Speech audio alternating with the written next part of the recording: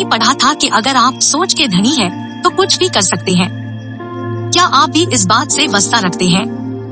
क्या आपको लगता है कि अगर हम अपना सोच सही कर ले तो शायद कुछ अच्छा हो जाएगा? क्या सोचने में बदलाव करके हम अमीर बन सकते हैं? कामयाब लोग किस तरह से सोचते हैं और कैसे काम करते हैं? हम नाकामयाब और कामयाब लोगों के बीच के अंतर को पहचानना सीखेंगे और यह देखेंगे कि कैसे आप खुद को कामयाब व्यक्ति की तरह सोचना सीखकर खुद को कामयाब बना सकते हैं और अपने सपनों को पूरा कर सकते हैं।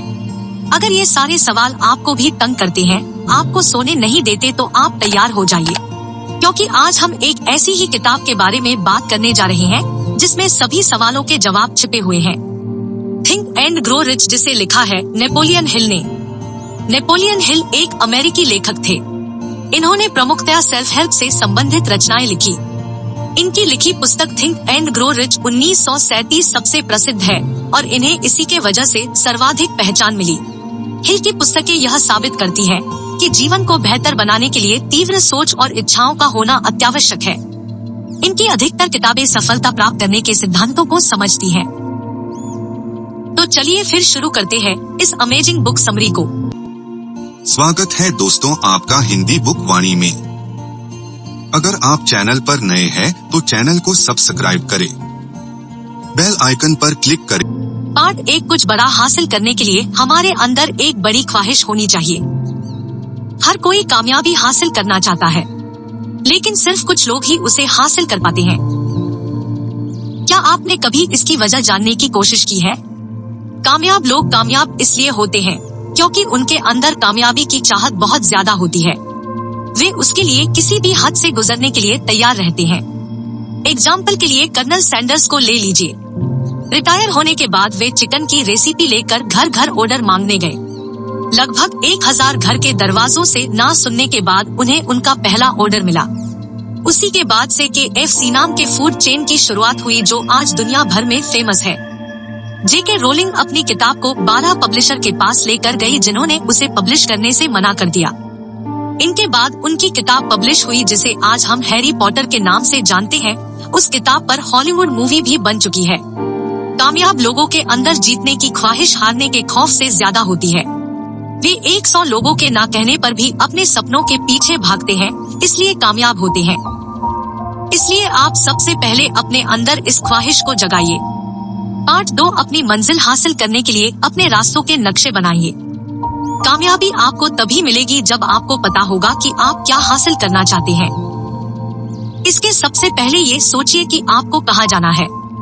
सबसे पहले आप यह सोचिए कि आपको कहाँ तक जाना है। अगर आप एक फेमस लेखक बनना चाहते हैं, तो यह सोचिए कि आपको कितनी बेस्ट सेलिंग किताबें लिखनी है। इसके बाद आप यह लिखिए कि आपको कब से कब तक उस मंजिल को हासिल करना है। अगर आपने बस यह सोच लिया कि आपको करना है, लेकिन यह नहीं सोचा कि कब तक करना है, तो इसका मतलब है कि आप उसे बाद में करने के लिए टाल रहे हैं, जो आपको आपकी मंजिल तक नहीं पहुंचने देगा। अंत में आपको यह तय करना होगा कि किस तरह से आप अपनी मंजिल तक पहुंचेंगे। आप हर एक कदम को तफसील से लिखिए और सोचिए कि कब आपको क्या करना है। ये काम आप जितने फैला कर करें उतना बेहतर होगा। जब आपको अपना पूरा प्लान मिल जाए, जो आप फौरन उस पर काम करना शुरू कर दीजिए। जब आपके पास आपका पूरा प्लान आ जाए, तो आप उसे कहीं अच्छे से लिख लीजिए और दिन में 2 बार पढ़िए, सुबह उठने के बाद और रात में सोने से पहले। ऐसा करके आप अपने काम पर एक नजर रख सकते हैं और उसे करने के लिए खुद को मोटिवेट कर सकते हैं। पार्ट 3, खुद पर भरोसा करना कामयाब लोगों की सबसे बड़ी खासियत होती है। अगर आप इतिहास उठाकर किसी भी कामयाब इंसान की कहानी पढ़े, तो आप देखेंगे कि हर एक कामयाब व्यक्ति खुद पर भरोसा करता था, बिना इसके किसी भी महानता हासिल नहीं की। वे जानते थे कि वे जो कर रहे हैं उसे एक दिन जरूर कर लेंगे और तब तक नहीं रुकते थे जब तक उसे हासिल नहीं कर लेते थे। एग्जाम्पल के लिए थॉमस अल्वा एडिसन को ले लीजिए। बल्ब बनाने में 10,000 बार नाकामयाब होने के बाद भी उनका खुद पर से विश्वास नहीं उठा। वे फिर भी कोशिश करते रहे और इतिहास के पन्नों में अपना नाम लिख दिया। खुद पर भरोसा करने में बहुत ताकत है, ये कुछ भी करवा सकती है। तो अगर आपको अपनी मंजिल तक पहुंचना है, तो आप खुद पर भरोसा कीजिए। पार्ट 4, अपने बारे में खुद से अच्छी बातें कर आप अपने व्यवहार को बदल सकते हैं। हर कोई खुद पर भरोसा करना सीख सकता है। अगर आप हर दिन खुद से यह कहते रहें कि आप यह काम कर सकते हैं, एक समय ऐसा आएगा कि आप वाकई उस काम को करने के काबिल हो जाएंगे। खुद से इस तरह की बात करने को ऑटो सजेशन कहा जाता है। ऑटो सजेशन में हम उन चीजों के बारे में सोचते हैं जो हम करना चाहते हैं, जिसे करने से हम खुद को कामयाबी की तरफ ले जा सकते हैं, लेकिन किसी वजह से वो काम नहीं कर पा रहे हैं।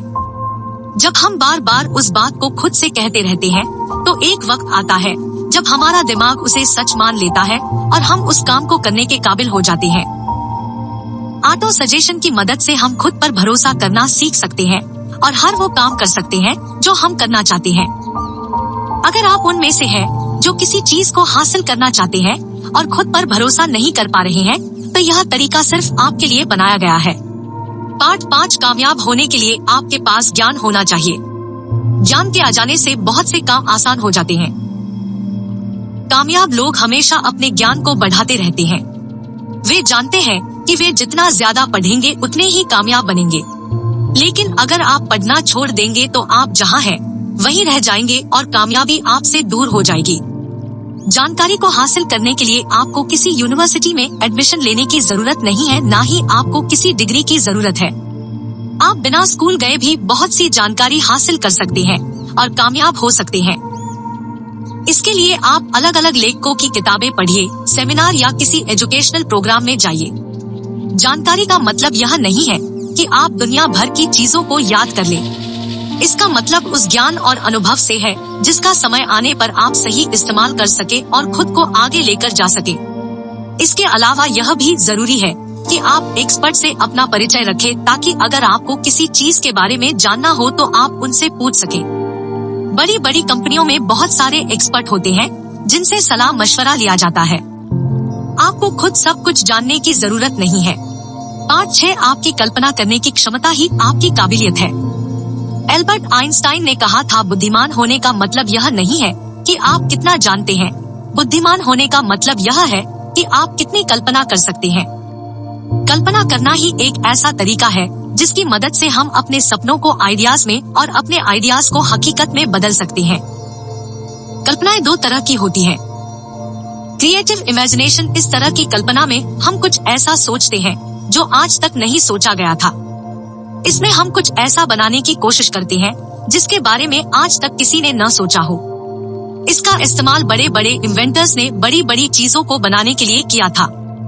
सिंथेटिक इमेजिनेशन, इस तरह की कल्पना में हम बहुत सारे पुराने आइडियाज को मिलाकर एक नए आइडिया में बदल देते हैं। इसका इस्तेमाल सोनी ने MP3 प्लेयर बनाने के लिए किया था।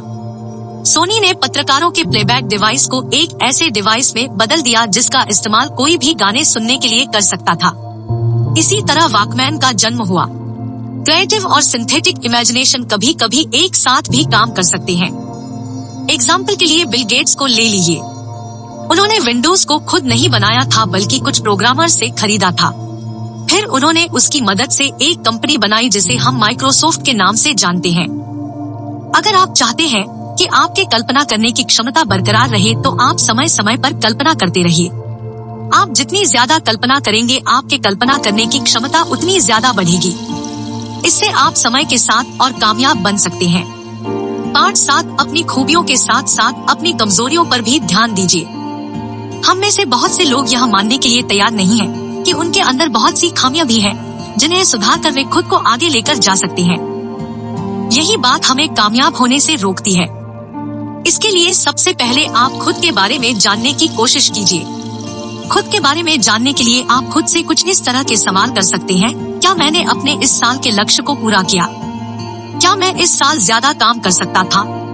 क्या मैं और बेहतर फैसले ले सकता था? इस तरह के सवाल आपको यह बताएंगे कि आप कहाँ गलती कर रहे हैं। इससे आपको यह पता लगेगा कि आप किस तरह से खुद को बेहतर बना सकते हैं। बहुत सी आदतें हम सभी में पहले से होती है। इन आदतों में आलस करना, आज के काम को कल के लिए टालना, वो ना करना जो करना चाहिए शामिल है।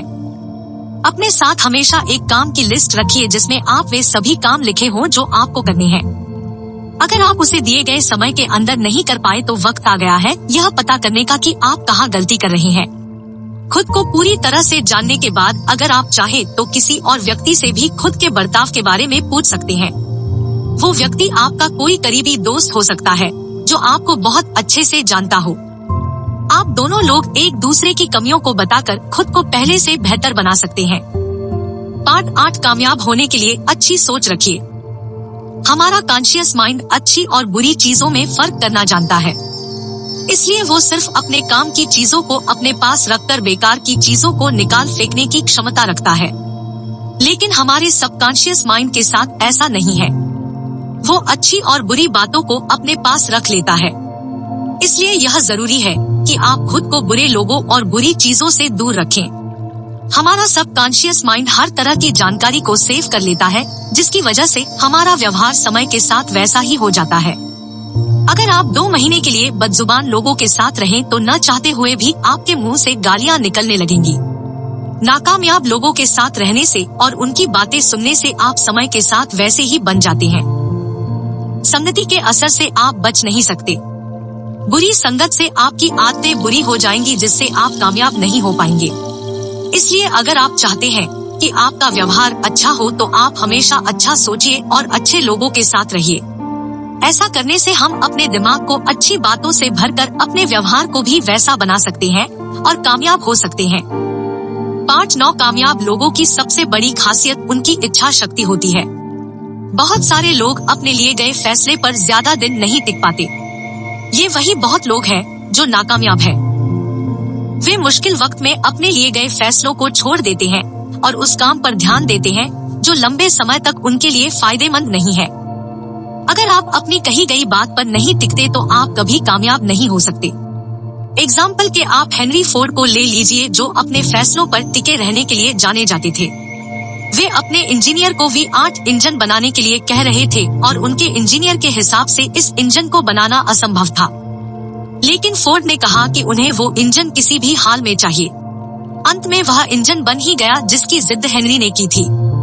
कामयाब होने के लिए जिद्दी होना बहुत जरूरी है। लोग हमेशा आपसे यह बात कहते रहेंगे कि आप यह काम नहीं कर सकते, लेकिन ऐसे लोगों की बात ना सुनने में ही आपकी भलाई है। अगर आप सबके विचारों के हिसाब से काम करते रहेंगे तो कुछ भी नहीं कर पाएंगे। अगर इस तरह के लोगों की बातों से आपका हौसला कम होता है तो आप अपनी मंजिल के बारे में किसी को मत बताइए। इसके बारे में सिर्फ उनको ही बताइए जो आपके बहुत खास है या आपकी टीम के मेंबर हैं। पार्ट 10 कामयाबी की रेस में सिर्फ हार ना मनाने वाले लोग ही जीतते हैं। जब भी हम कोई काम करते हैं तो उसमें मुश्किलें आती हैं। बहुत से लोग मुश्किलों का सामना नहीं करते और उससे भागते हैं। उन्हें लगता है कि इससे उनका काम आसान हो जाएगा, लेकिन समय के साथ यह मुश्किलें ब्याज के साथ जुड़कर इनके सिर पर आ गिरती है। कामयाब लोगों को यह बात अच्छे से पता है। वे जब भी किसी मंजिल को हासिल करने के लिए निकलते हैं तो उसे पाकर ही चैन की सांस लेते हैं। आपको लगे रहना सीखना होगा। इसके लिए आप 4 आदतों को अपनाइए। किसी मंजिल को हासिल करने के लिए एक गहरी इच्छा को अपने अंदर पैदा कीजिए। उस मंजिल को पाने के लिए एक प्लान बनाइए।